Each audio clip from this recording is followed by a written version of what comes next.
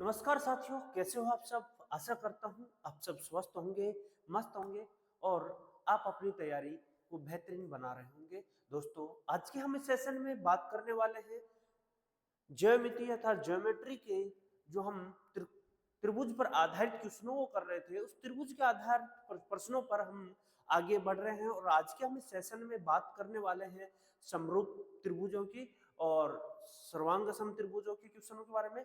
और हम बात करेंगे समांतर रेखा जो खींची जाती है उसके आधार पर त्रिभुजों में क्या प्रमेय बनती है, उनके आधार पर आज हम चर्चा करेंगे। तो सभी साथी क्लास को अंत तक जरूर देखना।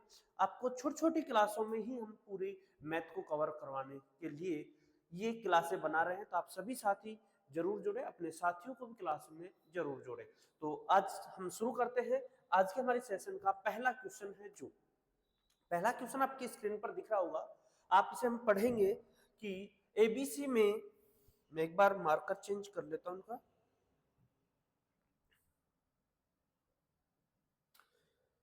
त्रिभुज एबीसी में AB बराबर 8 सेंटीमीटर है। कोण ए का समद्विभाजक, कोण ए का समद्विभाजक आंतरिक रूप से BC पर D पर मिलता है और BD बराबर 6 सेंटीमीटर हो और DC बराबर 7.5 सेंटीमीटर हो तो CA का मान ज्ञात कीजिए। तो त्रिभुज ABCD, ये त्रिभुज बना रहे हम AB और C। इसमें AB का मान जो दिया है हमारे पास 8 सेंटीमीटर है। कोण ए का जो समद्विभाजक है, समद्विभाजक का अर्थ होता है इस कोण को दो बराबर भागों में बांट देना। आंतरिक रूप में BC पर किस पे मिलते हैं, D पर मिलते हैं। BD की जो वैल्यू है वो हमारे को दी है इसमें 6 सेंटीमीटर और DC की जो वैल्यू दी है वो 7.5 सेंटीमीटर दी है। आपको इसका मान ज्ञात करना है, यानी AC का मान ज्ञात करना है। तो जब भी एक प्रमेय होती है, जब भी त्रिभुज में किसी कोण का समद्विभाजक किया जाए और सामने वाली रेखा पर जो समद्विभाजक जाता है, वो समद्विभाजक सामने वाली रेखा को उसी अनुपात में बांटती है जिस अनुपात में शेष दो भुजाएं हैं। तो आपको इन दोनों का जो अनुपात है, यानी कि 8/x है, वही अनुपात इसका, इस 8 के नजदीक वाला ये, इसके नजदीक वाला ये रहेगा। तो इसके नजदीक वाला 6 है और इसके x के नजदीक वाला है 7.5। बस इसे हम इस रूप में हल कर देंगे तो हमारे पास x की वैल्यू आ जाएगी। ये हम देखेंगे, इसको काटते हैं तो 15 पॉइंट हटाएंगे, ऊपर 0 60 हो जाएंगे और 15 5 75, 15 चौक 60। 4 को हम 8 में भाग देंगे तो 2 बार, तो x को x से गुना करेंगे तो x और 5 को 2 से गुना कर देंगे, कितना आ जाएगा 10। तो दोस्तों इस क्वेश्चन का आंसर जो आया वो क्या है, ऑप्शन नंबर डी अर्थात 10 सेंटीमीटर। आशा करता हूं आपको बहुत ही शानदार तरीके से क्वेश्चन का सॉल्यूशन मिला होगा। अब हम इसी प्रकार के और क्वेश्चन कर रहे हैं। आपके सामने दूसरा क्वेश्चन जो उसी तरीके का है, नेक्स्ट एग्जाम में आपसे पूछा गया था, वो क्वेश्चन हम करेंगे। त्रिभुज एबीसी में AB बराबर 10 सेंटीमीटर, BD बराबर 6 सेंटीमीटर और DC बराबर 7.5 सेंटीमीटर है। कोण एक को द्विभाजक यानी कि समद्विभाजक करने वाली रेखा आंतरिक रूप से BC को D बिंदु पर काटती है, तो CA की मान ज्ञात कीजिए। CA की वैल्यू हमारे को बताना है, वही त्रिभुज है ABC, A B और C। कोण A को समद्विभाजित करता है, कोण कौन सा करता है, AC को D पर मिलता है, BC को किस पर मिलता है, D पर। ठीक है, अब AC की वैल्यू हमारे AB की वैल्यू दी है 10, AC की वैल्यू हमारे से पूछ रहा है, DC की वैल्यू है वो 7.5 है और BD की वैल्यू है वो कितनी है, 6। सेम तरीके का क्वेश्चन है आपके पास, 10/x बराबर 6/7.5। ये समद्विभाजक जब भी करेगा तो जो सामने वाली रेखा ये अनुपात और ये अनुपात वही होगा जो इसका और इसका अनुपात होता है। ठीक है, अब हम बात करते हैं, पॉइंट हटाएंगे तो ऊपर 0 और 15 का भाग देंगे, 15 5 75, 15 चौक 60, 2 का भाग देंगे, 2 दूनी 4, 2 5 10। तो x को हम 2 से गुणा कर देंगे, बराबर 5 को 5 से गुणा करेंगे 25, वजन गुणा करेंगे क्योंकि बीच में बराबर का साइन है। x की जो वैल्यू आएगी वो क्या होगी, 25/2 और 25 में हम 2 का भाग देंगे तो फ्रेंड्स अपने पास जो इसका आंसर आएगा वो 12.5 सेंटीमीटर आ जाएगा, जो कि किस विकल्प में है, विकल्प नंबर डी में। तो ये आशा करता हूं आपको इसी तरीके के दोनों क्वेश्चनों को समझा दिया है और अच्छे से ये चीजें आपको दिमाग में बैठ गई होगी कि ऐसे क्वेश्चन को हम किस तरीके से करने वाला है। फिर से हमारे पास क्वेश्चन है और नेक्स्ट क्वेश्चन देखते हैं हम। त्रिभुज एक्स वाई जेड में एक्स वाई बराबर 12 सेंटीमीटर और वाई जेड बराबर 18 सेंटीमीटर है। एक्स डब्ल्यू जो एक्स वाई जेड का एक कोणीय द्विभाजक है, वाई जेड से बिंदु डब्ल्यू पर इस प्रकार मिलता है कि वाई डब्ल्यू अनुपात डब्ल्यू जेड का मान 4:5 के बराबर हो जाता है। त्रिभुज की तीसरी भुजा की लंबाई ज्ञात कीजिए। तो देखिए त्रिभुज बना रहे हम एक्स वाई और ये जेड। एक्स वाई का मान हमारे को दिया है 12, वाई जेड का मान यहां से जो यहां तक की जो वैल्यू है उसका मान दिया है 18। एक्स डब्ल्यू कहां से आ गया, यानी कि ये एक्स डब्ल्यू है जो कोण एक्स का समद्विभाजक है, यानी कोण द्विभाजक है, वो वाई जेड पर किस बिंदु पर मिलता है, डब्ल्यू पर। तो वाई डब्ल्यू का अनुपात है 4 और डब्ल्यू जेड का अनुपात कितना है 5। तो हमारे को देखो इस 4 की वैल्यू 12 दी है तो 5 की वैल्यू हमारे को बताना है, तो 12/4 गुणा में 5 कर देंगे। तो 4 × 12 5 × 15। इसी तरीके से हम आंसर दे सकते हैं, या फिर आप जो पिछले क्वेश्चन में किए थे उसी तरीके से भी कर सकते हो। दूसरा तरीका क्या है कि 12 बटे इनका इसका अनुपात एक ही रहता है, 12/x बराबर 4/5। 4 × 12, एक को x से गुणा करेंगे तो x और 3 को 5 से गुणा करेंगे तो 15 सेंटीमीटर। क्लियर है दोस्तों, सभी को ये बात क्लियर हो गई होगी, समझ में आ गया होगा। क्वेश्चन हर एग्जाम में अलग अलग बार पूछा गया है, पर लेकिन क्वेश्चन है एक ही तरीके से हमारे क्वेश्चन चल रहे हैं।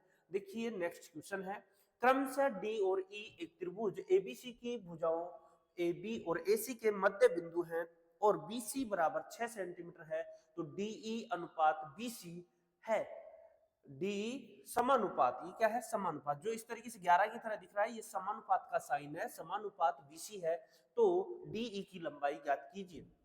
हम त्रिभुज बनाते हैं ABC, वैसे हम बिना त्रिभुज बनाए भी डायग्राम बनाए भी इसका आंसर दे सकते हैं, पर लेकिन फिर भी हम एक बार समझते हैं इनको। भुजा AB पर और AC दोनों मध्य बिंदु है, मध्य बिंदु इसको दोनों को बराबर भागों में बांट रहा है, तो ये D और ये E। BC की वैल्यू 6 है, तो आपको एक प्रमेय याद रखनी है, जब भी किसी त्रिभुज की दो भुजाओं को मध्य बिंदु को काटती हुई एक समांतर रेखा तीसरी भुजा के समांतर खींची जाती है, तो तीसरी भुजा की आधी होती है वो समांतर रेखा, अर्थात ये BC इसके समांतर खींची गई है, पर लेकिन शेष दो भुजाओं को मध्य बिंदु से काट रही है, तो BC का आधा क्या रहेगा हमारा DE, अर्थात D की वैल्यू रहेगी वो 6/2, अर्थात कितना आ जाएगा 3 सेंटीमीटर, जो किस विकल्प में रहेगा, विकल्प नंबर बी में। क्लियर है दोस्तों, ये आपको समझ में आया होगा। तो चलते हैं हम नेक्स्ट क्वेश्चन पर। त्रिभुज PQR के कोण QPR का समद्विभाजक भुजा QR पर बिंदु S पर मिलता है। PQ बराबर 12 सेंटीमीटर, PR बराबर 15 सेंटीमीटर और QR बराबर 18 सेंटीमीटर है, तो SR की लंबाई ज्ञात कीजिए। त्रिभुज आपको दिया है कौन सा, PQR, एक त्रिभुज दिया है PQR, इसमें QR पर SPS एक कोण P का क्या है, समद्विभाजक है। ठीक है, समद्विभाजक है तो आपको बताया था इन दोनों का अनुपात वही रहेगा जो इन दोनों पॉइंटों का रहेगा, ये S है। ठीक है, PQ बराबर है 12 सेंटीमीटर, PR बराबर 15 सेंटीमीटर, PR बराबर कितना है 15 सेंटीमीटर। ठीक है, QR बराबर यानी ये पूरे का मान कितना है 18, तो SR की वैल्यू पूछ रहा है, इसकी वैल्यू पूछ रहा है, तो याद रहे कि इसको इन दोनों का अनुपात वो रहेगा जो इन दोनों का है, और इन दोनों का अनुपात क्या है दोस्तों, इसको काटे हैं, यानी कि इन दोनों का अनुपात है 3 चौक 12, 3 पंजू 15, 4:5 अनुपात आ जाएगा। इन दोनों का जो अनुपात रहेगा वो क्या रहेगा, इन दोनों का अनुपात रहेगा 4:5, और इन पूरी लंबाई कितनी है 18, तो जिसकी वैल्यू उसमें उसका भाग, योग में योग का भाग दे देंगे 9, दोनों को जोड़ देंगे 4 और 5 को और गुणा कर देंगे जो पूछा है। इस SR का मान पूछा है, SR का मान कितना है 5, 5 से गुणा कर देंगे, 9 दूनी 18, 5 दूनी 10, तो 10 सेंटीमीटर हमारे इस प्रश्न का क्या होगा, आंसर ऑप्शन नंबर सी। ये ही क्वेश्चन आपके चलते हुए आ रहा है, बीच में क्वेश्चन अलग आया था, बाकी सेम तरीके से किस किस तरीके से आपसे क्वेश्चन पूछा जा रहा है ये आप अंदाजा लगा सकते हैं कौन कौन से एग्जाम में आपसे पूछ रहा है। चलिए हम नेक्स्ट क्वेश्चन पे चलते हैं। नेक्स्ट क्वेश्चन है, किसी त्रिभुज एबीसी में भुजाओं AB और AC पर बिंदु D और E इस प्रकार स्थित है कि DE BC के समांतर है और AD बटा BD बराबर 3/5 है। यदि AC बराबर 4 सेंटीमीटर है तो AE का मान ज्ञात कीजिए। तो देखिए इसको भी हम प्रमेय, कुछ प्रमेय है जो आपको याद रखनी है, फिक्स है। A, B और C। AB ये है, AC है, इस पे बिंदु है D और इस पे बिंदु है E। ये समांतर खींची जाती है BC के। जब भी ऐसे हो कि BC समांतर DE दिया हुआ हो तो ये पॉइंट और ये पॉइंट बटे में, अर्थात हम लिख सकते हैं AD बटा BD बराबर होता है AE बटा EC। या फिर हम कह सकते हैं इसी को कि AD बटा AB बराबर होता है AE बटा AC, अर्थात इस टुकड़े से इस टुकड़े के बराबर। ठीक है, अब आपको देखो दिया क्या है, AD की वैल्यू दी हुई है 3, BD की वैल्यू दी है 5, AD की वैल्यू दी है कितनी 3 और ये BD की वैल्यू दी है 5, AC के पूरे का मान दिया आपको 4। आपको पूछा है क्या, इसका मान x का। तो ये कौन सा वाला लेंगे हम, इस वाले पॉइंट को उठाएंगे। AD की वैल्यू कितनी है 3, BD की वैल्यू क्या होगी 3 और 5 8, भाई पूरी BD की वैल्यू चाहिए, वो सॉरी AB की वैल्यू चाहिए, तो दोनों को क्या कर देंगे हम, जोड़ देंगे। बराबर आ जाएगा AE क्या है x बटा AC कितना है पूरा 4।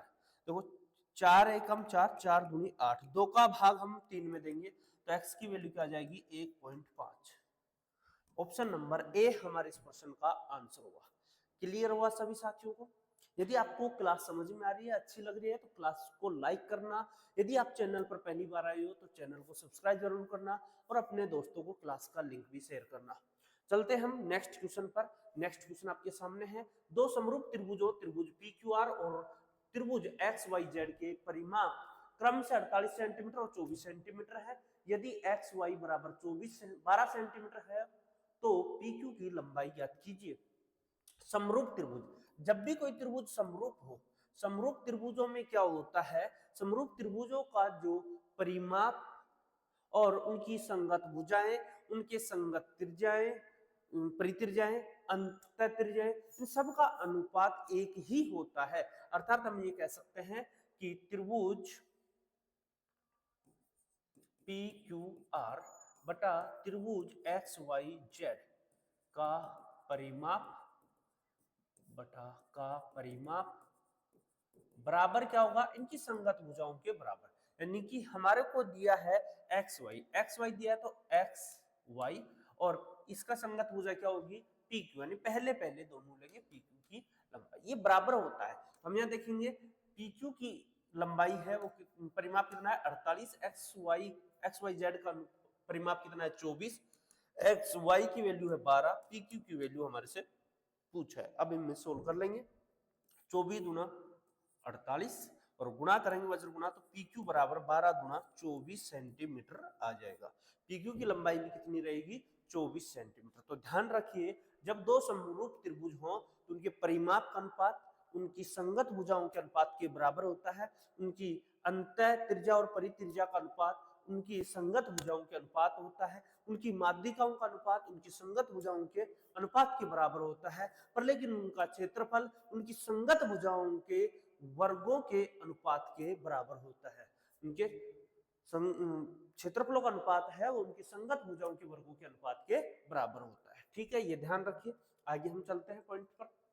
दी गई आकृति में DE, आपको आकृति दी हुई है, DE की वैल्यू यानी कि अर्थात इसकी समांतर है किसके, BC के, दोनों समांतर है। आपको कह रहा है AD की वैल्यू ये है, ये AD है A और D और ये है B, ये है आपके पास C और ये है आपके पास E। ठीक है, अब आपको कह रहा है AD की जो वैल्यू है वो x है, DB की वैल्यू है वो x माइनस 2 है और AE की जो वैल्यू है x प्लस 2 है, EC की वैल्यू है वो क्या है x माइनस 1।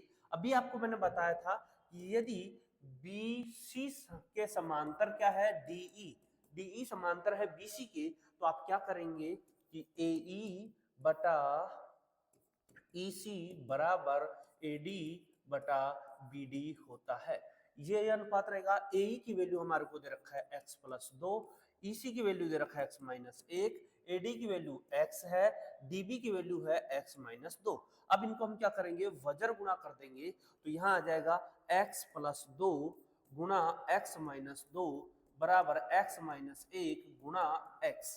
तो देखिए इस x को x से गुणा करोगे तो क्या आ जाएगा x स्क्वायर, x को 2 से गुणा करोगे तो प्लस 2x, फिर 2 को x से गुणा करोगे तो माइनस के 2x, 2 को 2 से गुणा करोगे तो माइनस के 4 बराबर इधर x को x से गुणा करोगे तो x स्क्वायर माइनस x। देखो ये x स्क्वायर प्लस का है, ये x स्क्वायर प्लस का है, ये कट जाएंगे दोनों। यहाँ प्लस के 2x और प्लस माइनस के 2x कट जाएंगे, तो x की जो वैल्यू बची वो हमारे पास कितनी बची भाई 4, और हमारे से x की वैल्यू पूछ रहा था, तो ऑप्शन नंबर डी सी हमारे इस प्रश्न का आंसर हुआ। क्लियर हुआ सभी साथियों को? तो चलते हैं हम नेक्स्ट क्वेश्चन पर। दो त्रिभुज DEF और PQR में यदि DE बराबर है QR और EF बराबर है PR, तो FD बराबर है PQ, तो इनमें कौन से सर्वांगसम आकृतियां होंगी? तो आप ऐसे क्वेश्चनों के लिए देखिए, पहले आपके पास ये देखना है कि बराबर कौन कौन है, DE और QR। तो इसका भी DE देखो, DE ये रहा, QR इसके लास्ट के दोनों QR है, बिल्कुल सही है ये। EF फर्स्ट के दोनों, इसके भी फर्स्ट के दोनों बराबर होने चाहिए, EF के बराबर PR आना चाहिए, है बिल्कुल सही है ये भी। तो ये आपकी सर्वांगसम आकृतियां हो रही है। अब कोई कहे गुरुजी और क्यों नहीं है, तो देखो यहां आपने क्या कहा, DE समांतर है, DE बराबर है QR के, तो DE देखो ये फर्स्ट है, क्या इसके भी फर्स्ट में ये QR आ रहा है? क्या नहीं आ रहा ना, तो सर्वांगसम नहीं होगा। क्लियर? ये नहीं है। फिर DE, यहाँ DE था, यहाँ QR आ रहा है? क्या नहीं आ रहा, तो ये भी नहीं होगा। अब देखो यहाँ DE का था पहला और तीसरा, या पहला और तीसरा क्या QR आ रहा है? क्या नहीं आ रहा, तो ये भी नहीं होगा। क्लियर? अब समझ में आ गई होगी बात। नेक्स्ट क्वेश्चन पे चलते हैं। नेक्स्ट क्वेश्चन है, त्रिभुज नीचे दिए गए त्रिभुज KMN में PQMN के समांतर, PQMN के समांतर है KP बटे PM बराबर 4/13 और KN बराबर दिया है 20.4, तो KP का मान KQ का मान क्या होगा? तो ये आपको भी पढ़ाया था मैंने कि क्या होता है, ये समांतर होता है। तो कैसे करेंगे, देखो KP 4, हमारे को वैल्यू किसकी दी है, देखो KN की, यानी फर्स्ट से लास्ट, किसका फर्स्ट और लास्ट लेंगे, ये 4 है ये 13 है, तो पूरा कितना हो जाएगा 17, 4/17 बराबर KQ का मान पूछा है हमारे से, बटे में पूरे का मान कितना है 20.4। इधर देखो इसका पॉइंट हटाओगे तो इस पे क्या हो जाएगा 0, इधर 0 हो जाएगा। अब आप इसे काट दीजिए, 17 एकम 17, और यहाँ देखो 17 एकम 17, 17 दूना 34, यहाँ 2 से काट दोगे 5, या 2 से काट दोगे 6, वज्र गुणा करेंगे तो KQ बराबर आ जाएगा 6 चौका 24 बटे 5, 5 चौक 20, 5 8 40, 4.8 किस विकल्प में दिया है, विकल्प नंबर डी में। क्लियर हुआ सभी दोस्तों को, ये बात समझ में आई? चलते हैं नेक्स्ट क्वेश्चन पर। एक समभुज यानी समबाहु त्रिभुज PQR की भुजाओं के मध्य बिंदु x y तथा z है। यदि त्रिभुज PQR की परिधि 24 सेंटीमीटर है, तो त्रिभुज XYZ की परिधि कितनी होगी, अर्थात परिमाप कितना होगा? जब भी आपको समबाहु त्रिभुज हो और उनके मध्य बिंदुओं से कोई एक और समबाहु त्रिभुज बनाई जाती है, तो बनाने वाली समबाहु त्रिभुज का जो क्षेत्रफल होगा वो 1/4, इसका क्या रहेगा आधा, परिधि क्या रहेगी आधी, और क्षेत्रफल क्या रहेगा इसका 1/4। देखो 1 2 3 4, 4 भागों में बांटता है, परिमाप इसका आधा आधा कर देगा, तो परिमाप क्या रहेगा, XYZ का परिमाप रहेगा त्रिभुज ABC बटे PQR है, तो PQR है तो हम PQR लिख देंगे, PQR का आधा, तो इसका परिमाप बराबर होगा क्या, परिमाप इसका होगा, परिमाप इसका कितना है 24, बड़े वाले का, छोटे वाले का क्या हो जाएगा उसका आधा, अर्थात 12 सेंटीमीटर, जो कि ऑप्शन नंबर सी में दिया हुआ है। मध्य बिंदुओं से बनाएगा तो परिमाप क्या हो जाएगा आधा। ठीक है, नेक्स्ट पे चलते हैं। त्रिभुज ABC त्रिभुज PQR के इस प्रकार समरूप है कि उनके परिमाप क्रम से 36 और 24 है। यदि PQ बराबर 10 और AB का मान ज्ञात कीजिए। समरूप त्रिभुज दिए, परिमाप समान, हमने क्वेश्चन पहले भी किया था। समरूप त्रिभुजों के परिमाप का अनुपात वही होता है जो उनकी संगत भुजाओं के अनुपात के बराबर होता है। तो ABC का ए बी पूछ रहा होगा और हमारे को पी क्यू दे रखा है, तो पी क्यू कितना है 10, ए बी हमारे से पूछा है, तो 12 दूना 24, 12 3 36, 2 1 कम 2, 2 पंजू 10, तो ए बी की वैल्यू जो आएगी वो क्या होगी 5 3 15। तो ऑप्शन नंबर ए हमारे इस प्रश्न का क्या हो जाएगा आंसर। क्लियर हुआ सभी साथियों को? क्या इतनी बात समझ में आ गई? तो चलते हैं हम आगे नेक्स्ट क्वेश्चन पर।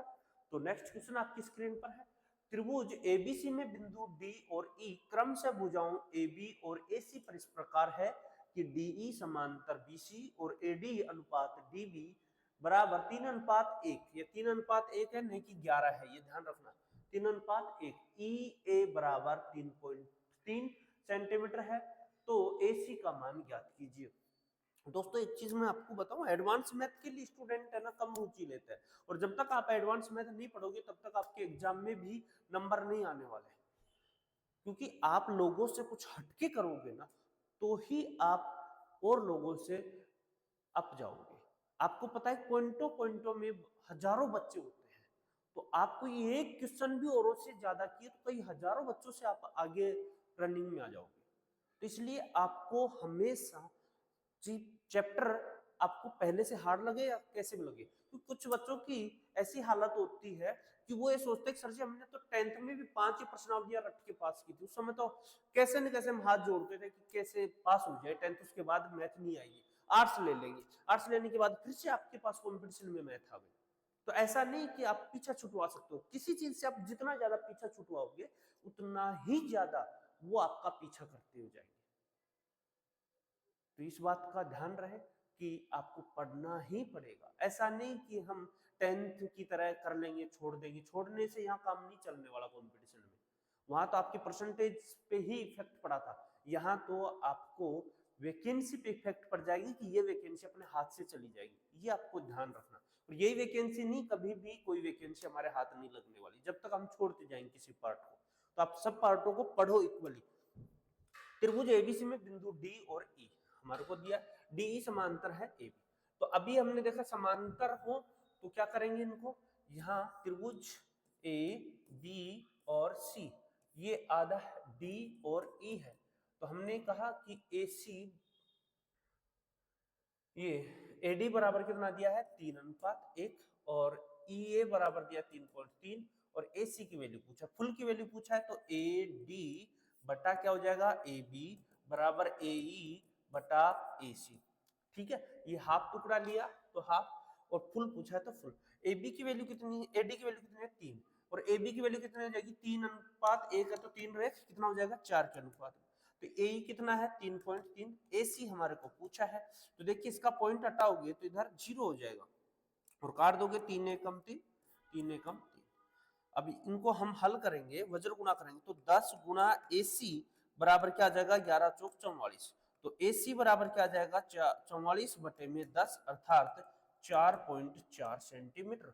किस विकल्प में है, विकल्प नंबर सी में। तो इस प्रश्न का आंसर हुआ दोस्तों क्या हुआ, सी ऑप्शन। क्लियर हुआ सभी साथियों को? तो चलते हैं हम नेक्स्ट क्वेश्चन पे। नेक्स्ट क्वेश्चन है आपके सामने, त्रिभुज एबीसी त्रिभुज पीक्यूआर के समान है यदि AB बराबर 5 सेंटीमीटर और PQ बराबर 3 सेंटीमीटर हो, तो एरिया त्रिभुज एबीसी एरिया त्रिभुज पीक्यूआर का मान क्या होगा।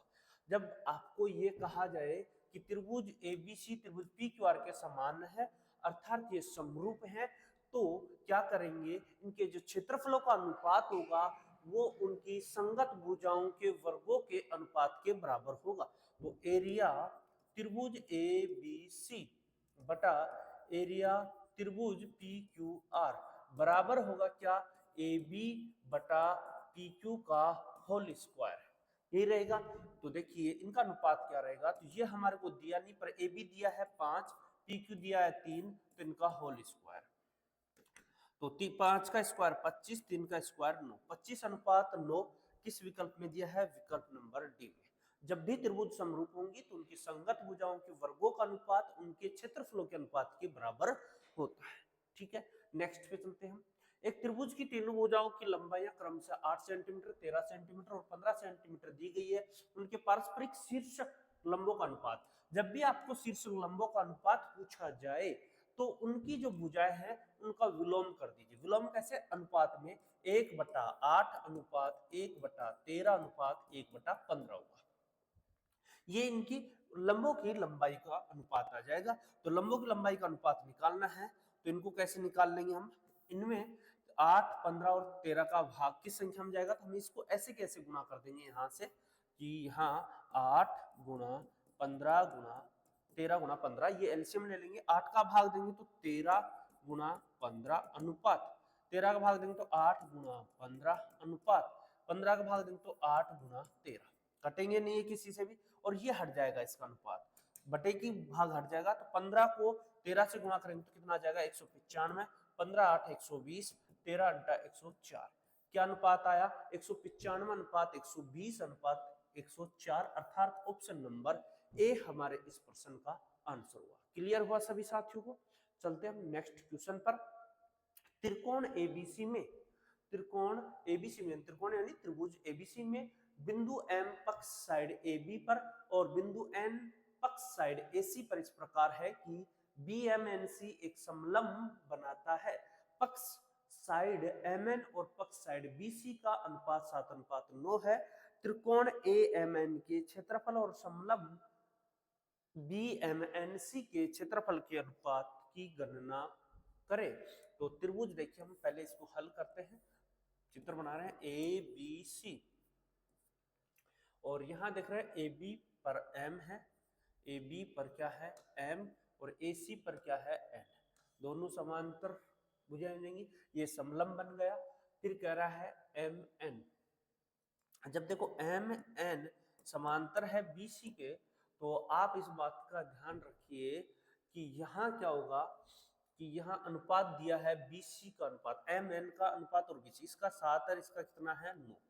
तो इनकी संगत भुजाओं के स्क्वायर के बराबर होगा। तो एरिया त्रिभुज A B C A B N sorry A M N यानी कि ये त्रिभुज और बड़ा त्रिभुज ए बी सी बराबर क्या होगा? इनकी संगत भुजाएं अर्थात एम एन बटा बी सी का होल स्क्वायर। तो आपको एम एन की वैल्यू दे रखी है 7, बी सी की वैल्यू दे रखी है 9, का स्क्वायर कर देंगे तो 49/81 आ जाएगा। अब ये एबीसी का पूरे का मान 81 है, तो हमारे को तो केवल बी एम एन सी का मान चाहिए। बी एम एन सी क्या होगा? बी एम एन सी अर्थात इस पार्ट की जो वैल्यू है वो क्या आएगी? पूरे त्रिभुज में से यदि आप ए एम एन घटा दोगे तो त्रिभुज ए बी सी में से यदि आप त्रिभुज ए एम एन घटा दोगे तो ये समलंब का क्षेत्रफल बच जाएगा अर्थात अनुपात बच जाएगा। तो यहाँ ए एम एन पूछ रहा था तो वो तो आ जाएगा 49 अनुपात, ये क्या हो जाएगा? 81 माइनस 49, तो बराबर क्या बचेगा? 32। तो इधर क्या आ जाएगा? 32। तो 49 अनुपात 32 किस विकल्प में है? विकल्प नंबर सी में। क्लियर हुआ साथियों? ध्यान रखना, बड़े त्रिभुज में से यदि ये छोटा त्रिभुज घटा दोगे तो क्या बचेगा? समलंब बचेगा। और बड़े त्रिभुज का क्षेत्रफल आया 81, छोटे ऊपर वाले त्रिभुज का क्षेत्रफल आया 49, 81 में से हमने 49 घटा दिया तो समलंब का क्षेत्रफल बच गया, तो हमने समलंब का क्षेत्रफल 32 लिख दिया। ए एम एन की क्षेत्रफल था 49, तो 49 कट रहा है तो काट देंगे, नहीं तो हम 49 अनुपात 32 ही लिख देंगे। ठीक है, नेक्स्ट पे चलते हैं। त्रिभुज एबीसी का क्षेत्रफल 63 वर्ग यूनिट है। दो समांतर रेखाओं डीई एफ इस प्रकार खींची गई है कि AB तथा AC को 3 बराबर भागों में विभाजित करती हैं। चतुर्भुज DEFC का क्षेत्रफल कितना है? ये आपसे पूछा है। तो त्रिभुज बनाएंगे सबसे पहले A, B और C, इसका पूरे का क्षेत्रफल दिया है 63। दो समांतर रेखाएं, एक दी है DE और एक दिया है क्या? DE और एक दिया है FG। ये तीनों बराबर है अर्थात ये एक के अनुपात में है, तीनों बराबर है। तो हमारे से पूछ रहा है क्या? चतुर्भुज DEFO DEFG, ये ओ नहीं है जी है, ठीक है। ये इसका क्षेत्रफल हमारे से पूछ रहा है, इसका क्षेत्रफल पूछ रहा है। इसका क्षेत्रफल कैसे निकालोगे? बड़े वाले त्रिभुज के क्षेत्रफल में से पहले आपको निकालना है क्या? ये त्रिभुज का क्षेत्रफल, तो ये आ जाएगा। और इस बड़े वाले त्रिभुज के क्षेत्रफल में से ये बड़े वाले त्रिभुज का क्षेत्रफल घटा दो तो ये आ जाएगा, और इन दोनों का अंतर होगा। कैसे, देखो सबसे पहले हम बात करते हैं कि इसका और इसका अनुपात, इसका और पूरे का अनुपात। तो इसका अनुपात कितना है, 1, और पूरे का अनुपात कितना है, 1 2 3। देखो त्रिभुज एरिया, त्रिभुज ए डी ई बटे एरिया त्रिभुज ए बी सी बराबर क्या होगा, ए डी बटा ए बी का होल स्क्वायर, ये रहेगा। तो हम देखेंगे एडी, एडी का क्षेत्रफल हमारे पास है नहीं, ए डी ई तो निकालेंगे, तो इसको हम एरिया त्रिभुज ए डी ई, इसका मान निकालेंगे। इसका मान दिया 63 यूनिट, और एडी की वैल्यू कितनी है, 1, ए बी की वैल्यू कितनी है, 1 2 3 3, सबको जोड़ देंगे तो 3 आ जाएगा।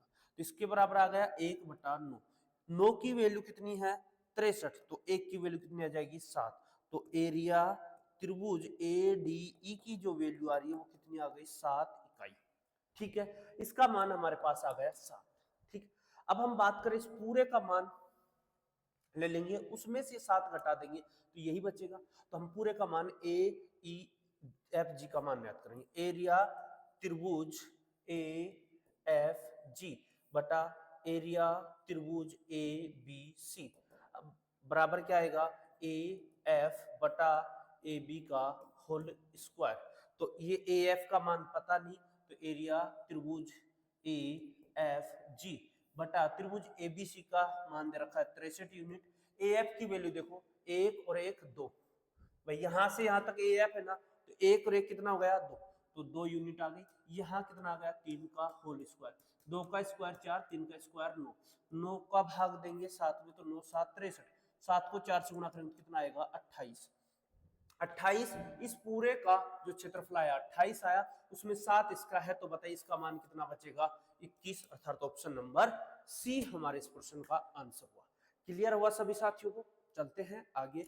नेक्स्ट क्वेश्चन आपके सामने, दोबारा इस क्लास को दोबारा चला के देखना, जो बात समझ में नहीं आए और फिर भी आपको कोई समस्या रहे तो आप कमेंट बॉक्स में लिख देना, आपको दोबारा नेक्स्ट क्लास में देख लेंगे। यदि त्रिभुज एबीसी तथा त्रिभुज डीईएफ समरूप है, जिसमें बीसी बराबर 4 सेंटीमीटर, ई एफ बराबर 7 सेंटीमीटर और त्रिभुज एबीसी का क्षेत्रफल 144 वर्ग सेंटीमीटर है, तो त्रिभुज डीईएफ का क्षेत्रफल ज्ञात कीजिए। तो आपको ये पता है समरूप है, तो हम क्या करेंगे, इनका मान एरिया त्रिभुज ए बी सी बटा एरिया त्रिभुज डी ई एफ बराबर क्या होगा, बीसी का स्क्वायर बीसी बटा ई एफ, कोई भी एक ले लो जिसका मान दिया उसी को, उसी संगत भुजाओं को ले लो। देखो बीसी का मान दिया तो मैंने बीसी लास्ट में लिखा था, और यहाँ ई एफ का मान दिया, ई एफ लास्ट में, संगत भुजाएं हैं कि नहीं, हम ये लिख लेंगे। इसका क्षेत्रफल हमारे से पूछ रहा है, दिया किसका है, एबीसी का, तो 100 एबीसी का 144, इसका हमारे को निकालना है। एरिया त्रिभुज डी ई एफ बराबर क्या होगा, बीसी, बीसी का मान कितना है, 4/7 का होल स्क्वायर, तो ये कितना आ जाएगा, 16/49, 16/49। अब देखो 16 से काट देंगे, हमें से कितनी बार कटेगा, 16 का भाग देंगे तो 8 बार चला जाएगा, 8 8 से 48 नहीं, 8 बार तो नहीं जाएगा, कितनी बार जाएगा ये, 9 बार चला जाएगा, कितनी बार, 9 बार। ठीक है, और यहाँ है 49, अब 49 को हम 9 से गुना कर देंगे तो कितना आ जाएगा, एरिया त्रिभुज डी ई एफ यानी कि 49 गुना 9, 9 एकम 9, 9 9 81 हासिल 8 और 9 चौक 36 और 8 कितना आ गए, 44, अर्थात इसका मान आ गया कितना अपने पास, 444 वर्ग सेंटीमीटर।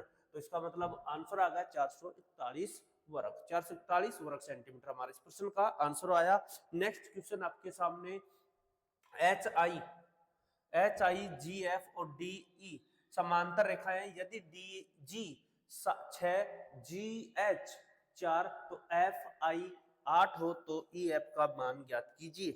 तो यहाँ देखिए चित्र दिया हुआ है, एच आई इसका मान दिया, किसका दिया है, डी जी का मान, इसका दिया है 6, और जी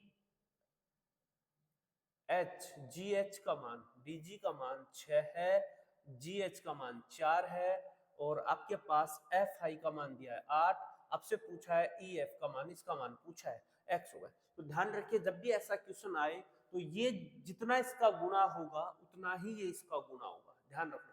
तो 4 का गुणा कितना है, ये 2 से गुणा, तो ये भी 2 से गुणा हो जाएगा, 6 दूनी 12। तो इसका आंसर आएगा वो क्या होगा 12, अर्थात ऑप्शन नंबर सी ऑप्शन हमारे इस प्रश्न का क्या रहा आंसर। क्लियर है, आगे बढ़ते हैं नेक्स्ट क्वेश्चन पर। आगे दिया है त्रिभुज एबीसी में ए बी और ए सी एक पर डी और ई क्रम से ऐसे बिंदु हैं जिसमें कि डीई बीसी के समांतर है। यदि एडी बराबर 2 सेंटीमीटर, बीडी बराबर 3 सेंटीमीटर हो तो एरिया त्रिभुज एडीई बटा एबीसी तो मान कितना होगा। तो हम पहले से डायग्राम में आपको बना देता हूं। ए बी और सी, ए बी पर है डी बिंदु और ए सी पर है ई बिंदु, दोनों की समांतर है। तो यहाँ ए डी की वैल्यू दे रखी है 2 और बी डी की वैल्यू दे रखी है 3 और आपको दे रखा है एरिया त्रिभुज ए डी ई बटे एरिया त्रिभुज ए बी सी बराबर क्या होगा, इनकी संगत भुजाओं, यानी कि एडी का स्क्वायर बटे में एडी बटे में ए बी, एडी बटे में ए बी। हमने एडी लिया है, एडी लिया है तो एडी का वैल्यू कौन सी है, फर्स्ट वाले दोनों, तो इसके फर्स्ट वाले दोनों ही लेंगे। तो एडी बटा क्या होगा आपके पास ए बी का होल स्क्वायर। तो अब देखिए इसका जो मान दिया हुआ है हमारे पास, एडी की वैल्यू 2 है, ए बी की वैल्यू क्या हो जाएगी 2 और 3 कितनी हो जाएगी 5, 5 का स्क्वायर, तो 2 का स्क्वायर 4, 5 का स्क्वायर 25। ऑप्शन कौन सा आ जाएगा, सी ऑप्शन हमारे इस प्रश्न का क्या होगा आंसर। क्लियर है दोस्तों। तो आज की क्लास में इतने ही क्वेश्चन थे जो हमने कंप्लीट किए। आशा करता हूं आपको सभी क्वेश्चन अच्छे से समझ में आएंगे, क्लास आपको जबरदस्त लगी होगी। क्लास को लाइक करना, चैनल को जरूर सब्सक्राइब कर लेना और अपने दोस्तों को क्लास का लिंक शेयर कर देना। तब नेक्स्ट क्लास में फिर से मिलेंगे, जब तक के लिए सभी को जय हिंद जय श्री राम।